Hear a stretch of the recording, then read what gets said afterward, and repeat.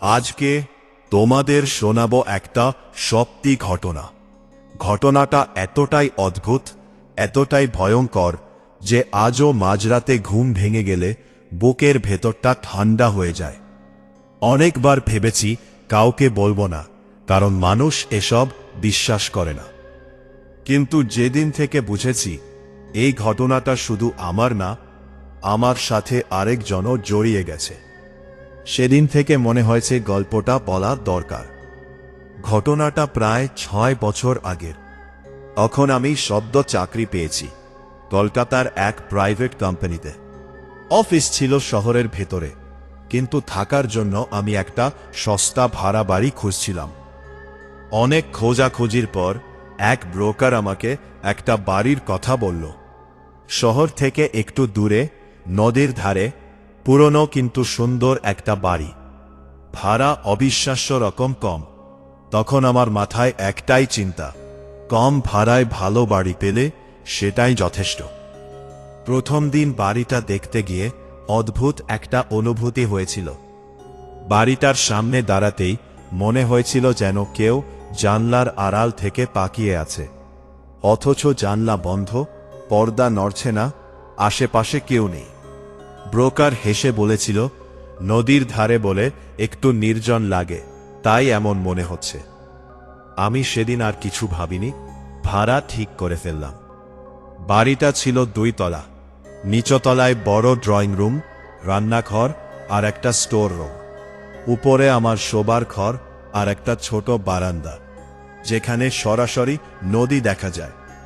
প্রথম কয়েকদিন সবকিছু একদম স্বাভাবিক ছিল।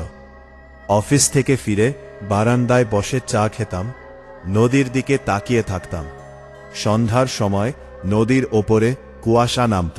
দূরে একটা পুরনো বাড়ি দেখা যেত, নদীর ঠিক ওপারে। ওই বাড়িটা নিয়েই প্রথম অদ্ভুত ঘটনাটা শুরু। একদিন সন্ধ্যায় চা খেতে খেতে হঠাৎ খেয়াল করলাম নদীর ওপারের বাড়িটার সামনে একজন দাঁড়িয়ে আছে। দূর থেকে স্পষ্ট বোঝা যায় না, কিন্তু মনে হচ্ছিল একজন মহিলা, সাদা কাপড় পরে দাঁড়িয়ে আছে। প্রথমে ভাবলাম গ্রাম হবে, কেউ হয়তো নদীর ধারে দাঁড়িয়ে আছে। কিন্তু পরের দিনও একই সময়ে তাকিয়ে দেখি সে আবার দাঁড়িয়ে আছে। তারপরের দিনও প্রতিদিন ঠিক একই সময়ে, সন্ধ্যা নামার একটু আগে। একদিন কৌতূহল সামলাতে না পেরে পাশের দোকানদারকে জিজ্ঞেস করলাম, ওপারের বাড়িটায় কেউ থাকে? লোকটা আমার দিকে তাকিয়ে কিছুক্ষণ চুপ করে রইল, তারপর বলল, ও বাড়ির কথা জিজ্ঞেস করবেন না, অনেক বছর ধরে খালি। আমি হেসে বললাম, খালি? তাহলে প্রতিদিন সন্ধ্যায় কে দাঁড়ায়? লোকটার মুখের রং বদলে গেল। সে আর কথা বাড়াল না, শুধু বলল, সন্ধ্যার পর নদীর ধারে যাবেন না। সেদিন রাতে প্রথমবার অস্বস্তি নিয়ে ঘুমাতে গেলাম। রাত প্রায় 2:30। হঠাৎ ঘুম ভেঙে গেল। কেন ভাঙল বুঝতে পারছিলাম না। পুরো বাড়ি নিস্তব্ধ, কিন্তু কিছু একটা অদ্ভুত লাগছিল, যেন খুব দূর থেকে কেউ ফিসফিস করে ডাকছে। আমি কান খাড়া করলাম। শুনছ? কানে ভেসে এলো, খুব আস্তে, খুব ঠান্ডা একটা গলা। আমি হঠাৎ উঠে বসলাম। ঘর অন্ধকার, জানলা বন্ধ, কিন্তু সেই ডাক আবার এল, শুনছ? আমার বুক ধড়ফড় করতে লাগলো। নিজেকে বোঝালাম স্বপ্ন দেখছিলাম, আবার শুয়ে পড়লাম, কিন্তু আর ঘুম এলো না। পরদিন সকালে নিজেকে নিয়ে হাসলাম। নতুন বাড়ি, নতুন পরিবেশ, মন ভুল দেখাচ্ছে। কিন্তু সেদিন সন্ধ্যায় অফিস থেকে ফিরে বারান্দায় দাঁড়াতেই শরীর ঠান্ডা হয়ে গেল। ওপারের বাড়ির সামনে দাঁড়ানো সেই মহিলা এবার নদীর মাঝখানে দাঁড়িয়ে আছে, পানির উপর। আমি প্রথমে বিশ্বাসই করতে পারছিলাম না। চোখ কচলালাম, আবার তাকালাম। সে দাঁড়িয়ে আছে, একদম স্থির, মাথা নিচু, লম্বা চুল পানির ওপর ভাসছে। আজ সে মাথা তুলল।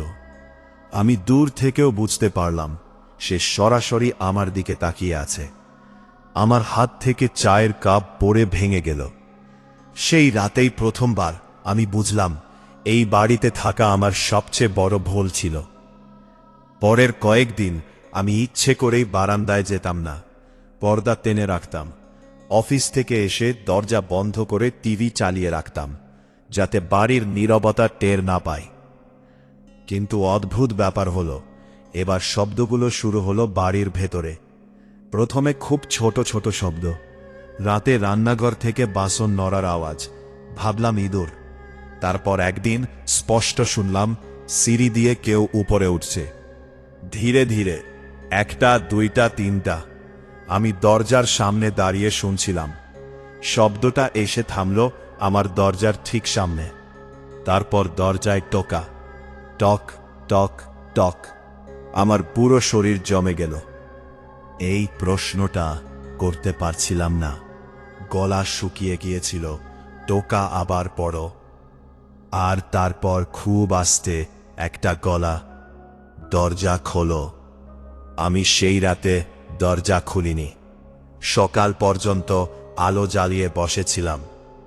পরদিন সিদ্ধান্ত নিলাম বাড়ি ছেড়ে দেব, কিন্তু অফিসের কাজ, টাকা সব মিলিয়ে সাথে সাথে সম্ভব হচ্ছিল না। ভাবলাম মাসখানেক থাকি, তারপর বেরিয়ে যাব। কিন্তু সে যেন বুঝে গিয়েছিল আমি চলে যেতে চাই। সেই দিন থেকেই সবকিছু বদলে গেল। এক রাতে হঠাৎ ঘুম ভেঙে দেখি ঘরের ভেতর কাদা কাদা গন্ধ, নদীর কাদার মতো। বিছানা থেকে উঠে দেখি মেঝে ভেজা, যেন কেউ ভেজা পায়ে হাঁটছে। কাদার ছাপ সোজা দরজা থেকে আমার বিছানার দিকে এসেছে। আর সেই পায়ের ছাপ মানুষের না, খুব লম্বা, অস্বাভাবিক। আমি আর সহ্য করতে পারছিলাম না। পরদিন অফিস থেকে ফিরে সোজা ব্রোকারকে ফোন করলাম, বললাম আমি এই বাড়ি ছাড়ব। ফোনের ওপাশে কিছুক্ষণ চুপ, তারপর সে বলল, আপনি কি কিছু দেখেছেন? আমি চুপ করে গেলাম। সে নিজেই বলল, অনেকেই টিকতে পারে না সেখানে। সেদিন রাতে প্রথমবার আমি বাড়ির ইতিহাস জানলাম। আর সেই ইতিহাস শোনার পর বুঝলাম, যাকে আমি নদীর ওপারে দেখছি সে আসলে আমার জন্যই অপেক্ষা করছে। সেই রাতেই ঘটনাটা ঘটেছিল, যেটা আমার জীবন পুরো বদলে দিয়েছিল। সেই রাতের কথা আমি আজও ভুলতে পারিনি। ব্রোকারের গলা তখন ফোনের ওপাশে কেমন যেন ক্যাপে যাচ্ছিল। সে বলল, আপনাকে আগে বলিনি, কারণ বললে কেউই ওই বাড়ি ভাড়া নিতে না, কিন্তু এখন মনে হচ্ছে আপনাকে জানানো দরকার। আমি তখন চুপ করে শুনছিলাম, গলাটা শুকিয়ে গিয়েছিল। সে বলল, প্রায় 15 বছর আগে ওই নদীর ওপারের বাড়িটায় এক পরিবার থাকত, স্বামী স্ত্রী আর তাদের ছোট মেয়ে। লোকটা খুব সন্দেহপ্রবণ ছিল। গ্রামের লোকজন বলে সে প্রায় তার স্ত্রীকে মারধর করত। একদিন হঠাৎ খবর ছড়ায় মহিলাটা নাকি নদীতে ডুবে মারা গেছে। লোকটা বলেছিল দুর্ঘটনা, কিন্তু গ্রামের কেউ বিশ্বাস করেনি, কারণ সেই রাতে অনেকেই চিৎকার শুনেছিল। আমি ঠান্ডা হয়ে যাচ্ছিলাম। ব্রোকার আবার বলল, কয়েকদিন পর লোকটা আর তার মেয়েও হঠাৎ উধাও হয়ে যায়। বাড়িটা খালি পড়ে থাকে। তারপর থেকে লোকজন বলে সন্ধ্যার পর নদীর ধারে একজন মহিলাকে দেখা যায়। সাদা কাপড় পরে দাঁড়িয়ে থাকে, কারো দিকে তাকিয়ে থাকে, যেন কাউকে খুঁজছে। ফোন কেটে যাওয়ার পর আমি অনেকক্ষণ চুপ করে বসেছিলাম। মাথার ভেতর শুধু আটা কথায় ঘুরছিল, সে কি আমাকে খুঁজছে? সেই রাতে আমি সিদ্ধান্ত নিলাম আর একটা রাত কাটিয়ে সকালে বাড়ি ছেড়ে চলে যাব। ব্যাগ গোছানো শুরু করলাম, কিন্তু যত রাত বাড়তে লাগলো তত বাড়িটা যেন অস্বাভাবিক নিস্তব্ধ হয়ে উঠল। এমন নিস্তব্ধতা যেখানে নিজের শ্বাসের শব্দ কানে বাজে। রাত প্রায় 1টা, হঠাৎ আবার সেই কাদা গন্ধ, এবার আগের চেয়ে অনেক তীব্র। আমি বুঝে গিয়েছিলাম সে এসেছে। হঠাৎ নিচে দরজা খোলার শব্দ, ধীরে, খুব ধীরে। আমার বুকের ভেতরটা ধপধপ করছিল। সিঁড়ির দিকে তাকিয়ে রইলাম। কিছুক্ষণ পর সেই শব্দ, সিঁড়ির দিয়ে কেউ উঠছে। 1টা, 2টা, 3টা। এইবার শব্দটা আগের চেয়ে ভারী, যেন ভেজা কাপড় টেনে আনছে কেউ। আমি দরজার দিকে তাকিয়ে দাঁড়িয়েছিলাম। পালানোর শক্তি ছিল না, শুধু মনে হচ্ছিল আজই সব শেষ। দরজার সামনে এসে শব্দ থামল। তারপর দরজায় ধীরে ধীরে চাপ পড়ল। টক টক টক। দরজা খুলো। গলাটা আগের চেয়ে স্পষ্ট। এবার আমি বুঝলাম ওটা কোনো দূরের ফিসফিস না, ঠিক দরজার ওপাশে দাঁড়িয়ে আছে। হঠাৎ দরজার নিচে দিয়ে পানি ঢুকতে শুরু করল, কালচে কাদা মেশানো পানি। আমার পা ভিজে গেল। আমি পিছিয়ে গেলাম, কিন্তু চোখ সরাতে পারছিলাম না দরজা থেকে। তারপর দরজাটা নিজে থেকেই খুলে গেল, ধীরে, খুব ধীরে। আর আমি তাকে দেখলাম, যাকে এতদিন নদীর ওপারে দেখতাম। সে দরজা আর সামনে দাঁড়িয়ে, লম্বা চুল পুরো শরীর ঢেকে রেখেছে, কাপড় ভেজা, চোখ দুটো অস্বাভাবিক ফ্যাকাশে। তার পা থেকে পানি ঝরছে আর মেঝে জুড়ে ছড়িয়ে পড়ছে। সে এক পা এগিয়ে এলো। আমার মনে হচ্ছিল বুকের ভেতর হৃদপিণ্ড থেমে যাবে। সে আমার দিকে তাকিয়ে রইল অনেকক্ষণ। তারপর খুব আস্তে বলল, তুমি আমাকে দেখো। আমি কাঁপা গলায় বললাম, তুমি কে? সে উত্তর দিল না, শুধু হাত তুলল, আঙুল দিয়ে নদীর দিকে ইশারা করল। হঠাৎ আমার মাথার ভেতর ছবি ভেসে উঠতে লাগল। একটা ঘর, ঝগড়া, একজন পুরুষ চিৎকার করছে, একজন মহিলা কাঁদছে। তারপর ধাক্কা, দরবর ধাক্কা, দরজা খুলে যাচ্ছে, অন্ধকার নদী, ঠান্ডা পানিশ, ডুবে যাওয়া। আমি হাঁটু খেড়ে বসে পড়লাম, মাথা ফেটে যাচ্ছে ব্যথায়। সে আমার সামনে বসে পড়ল, তার ঠান্ডা হাত আমার মাথায় ছুঁয়ে গেল। আর আমি সব বুঝে গেলাম, সে দুর্ঘটনায় মারা যায়নি, তাকে ঠেলে ফেলে দেওয়া হয়েছিল। আর সে মরার আগে একটাই জিনিস চেয়েছিল, কেউ যেন সত্যিটা জানে। সে ফিসফিস করে বলল, আমাকে খুঁজে দে। আও! পরের সকালটা যেন স্বপ্নের মতো কেটেছিল। আমি থানায় গিয়ে পুরনো কেসটা খুঁজে বের করলাম। অনেক ঝামেলার পর নদীর তলায় ডুবুরি নামানো হলো। কয়েকদিন পর তারা কিছু হাড়গোড় খুঁজে পেল। পুলিশ কেসটা আবার খুলল। কয়েক মাসের তদন্তের পর জানা গেল, লোকটা পালিয়ে অন্য জায়গায় নতুন নামে থাকছিল। শেষ পর্যন্ত তাকে গ্রেফতার করা হয়।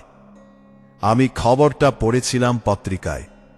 সেদিন সন্ধ্যায় শেষবার বারান্দায় দাঁড়ালাম, নদীর দিকে তাকিয়েছিলাম। হঠাৎ দেখলাম নদীর মাঝখানে সে দাঁড়িয়ে, কিন্তু এবার তার মুখে ভয়ঙ্কর দৃষ্টি নেই। সে শুধু শান্তভাবে তাকিয়ে আছে। ধীরে ধীরে কুয়াশার ভেতর মিলিয়ে গেল।